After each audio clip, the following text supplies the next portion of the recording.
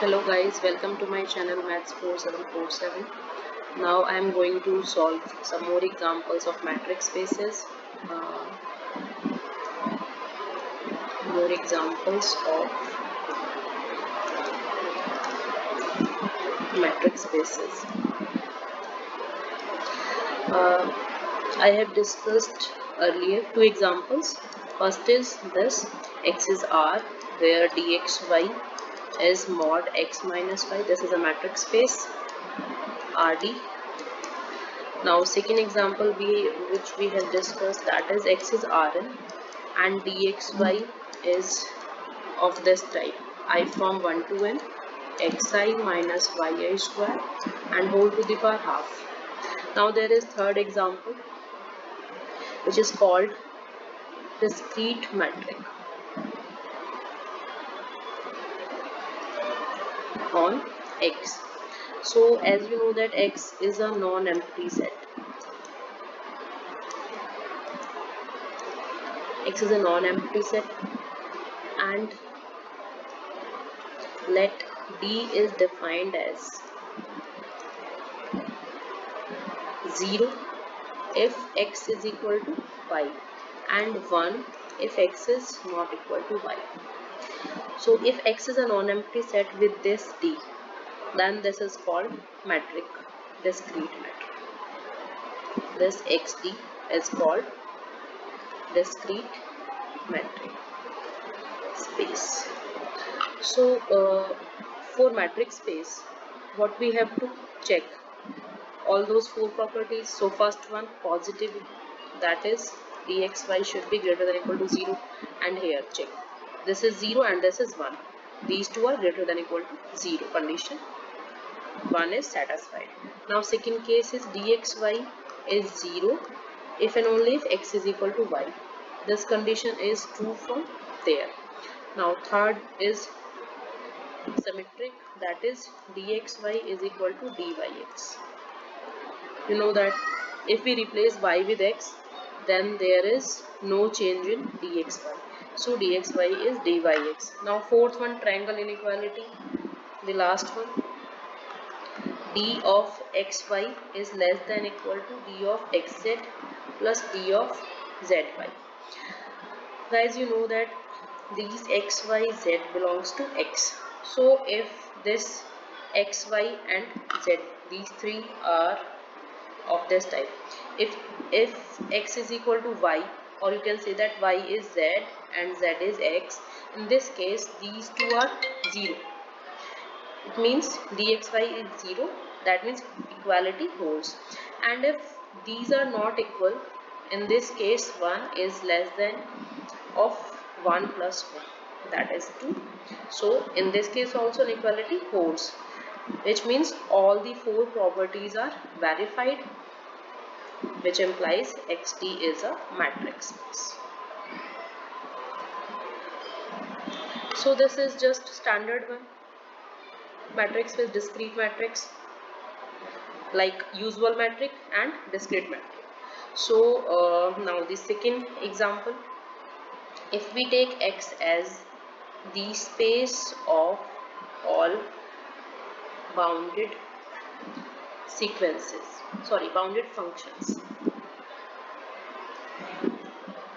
bounded functions, so like if you have this fx and gx, these two belongs to x, and the bounded functions on what? Bounded functions are real or complex value.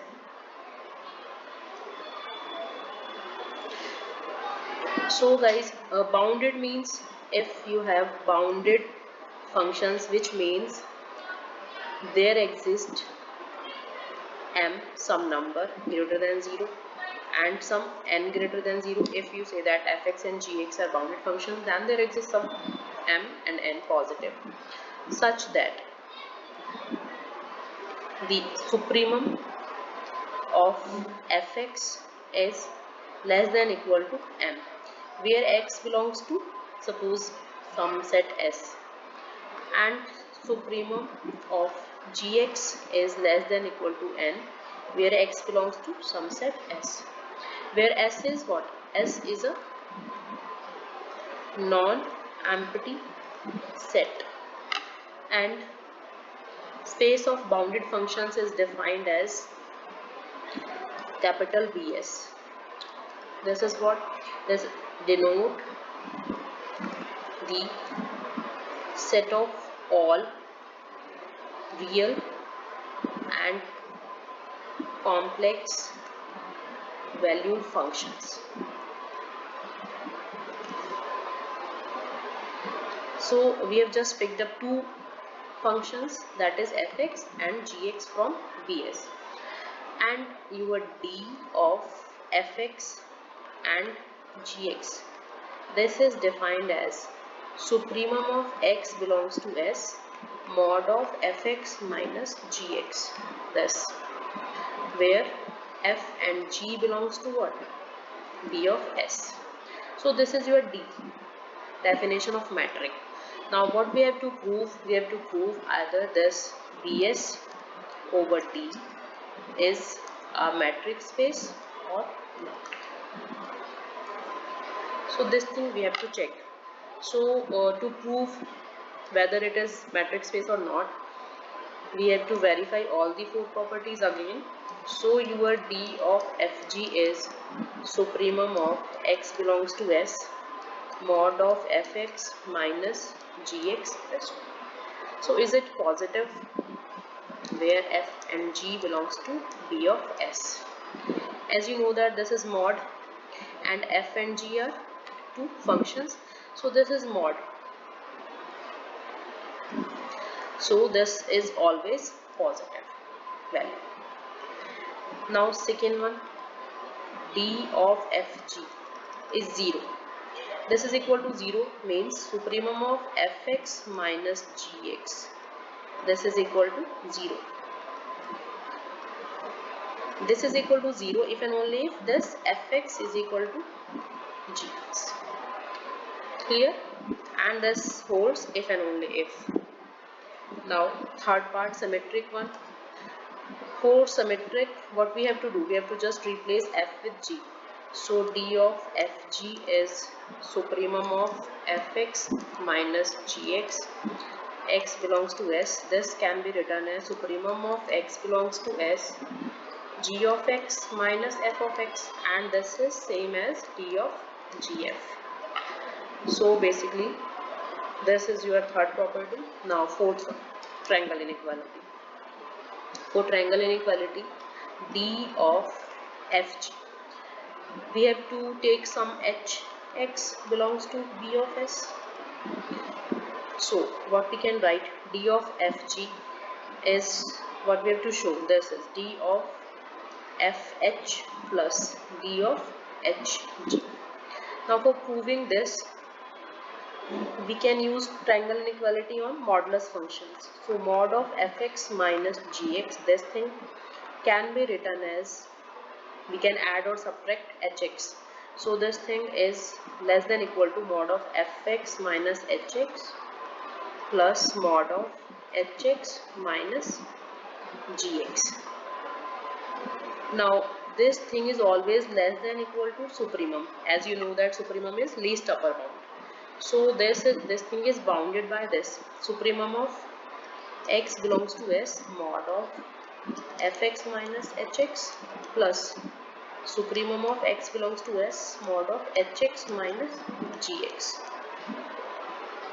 And this is what? By definition, this is equal to D of fh and this is D of hg. And you know that if this is less than this, then what we can write here, D of Fg is less than equal to D of Fh plus D of Hg. So our last property is also verified, triangle inequality.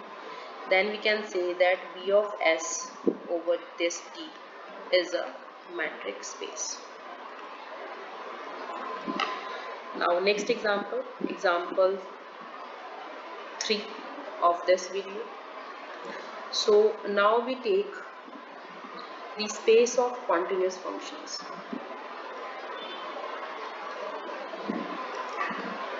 Space of continuous function. If we take any continuous functions on a closed interval, then we can directly say that it is bounded. And the difference and composition of two continuous functions is continuous. These are the standard properties of continuity. So if we take fx minus gx, this is also continuous. And if we take f of gx composition, this is also continuous. Now we define d of fg, that is equal to supremum of x belongs to, now in the place of s there is a set ab. So x belongs to ab, and this is mod of fx minus gx. As you know that fx minus gx is continuous, and over closed interval this continuous function is bounded. That means this example is similar to the example 2. So on the parallel steps we can prove all the 4 properties. Now for next example is 4th one. Here the x is set of all continuous functions over closed interval ab, or we can write this in standard form. This is the notation for set of all continuous functions.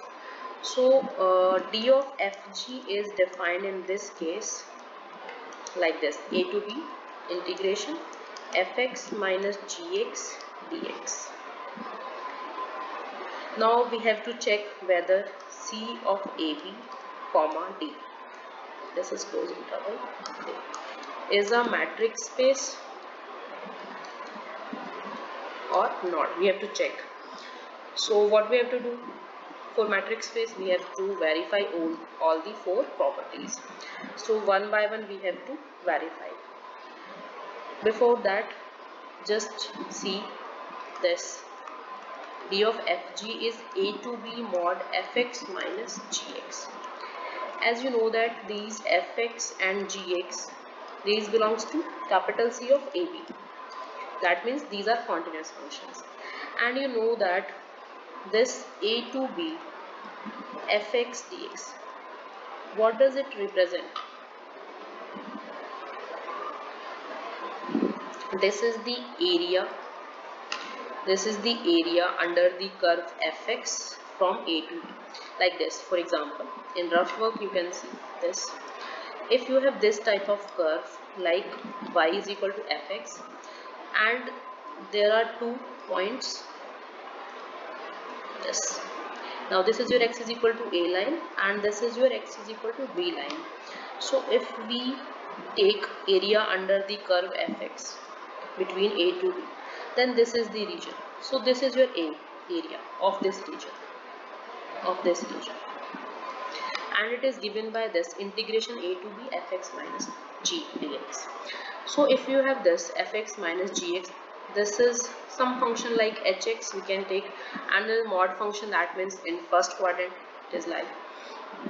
So if you have this type of curve, like this is your gx and this is your fx, so this is your fx and this is your gx, and some a to b means like this: if this is your a and this is your, so fx minus gx means the area under the curve fx minus area under the curve gx. So you can write this, you can like you can see that area under the curve fx is this one, and area under the curve gx is this one. If we subtract these two, we get this one, this area. And you know that area is scalar. That means some real number, you can say that. So now we can proceed further for proving all the properties. So this area is scalar, this is positive, we can directly say that dfg is greater than equal to 0, and you can write here dfg is greater than equal to 0. Now second property, dfg is 0 if and only if x is y, sorry, if and only if f is g. So if we take fx equal to gx, then you can directly say that from here, if we put fx is equal to gx, then this dfg is 0. So this property is obvious. Now third one, if we replace gx with fx, so this thing becomes, if we write in place of fx, we can write gx minus fx, because this is a mod function. So directly this is equal to gf. So symmetric property is also verified. Now fourth one, last property, that is d of fg. We have to prove that d of fg is less than equal to d of fh plus d of hg. Now by taking left hand side, d of fg is a to b mod of fx minus gx dx, and directly what we can write, we can subtract and add. Now we can separate them and we can apply triangle inequality, that is mod fx minus hx plus hx minus gx. Now we can separate integration this and hx minus gx. Now this is equal to what? This is d of fh and this is d of hg. So now triangle inequality is also verified. So guys, now we have discussed 6 examples till now. So if there is any doubt and if there is any query, you can comment in the comment box.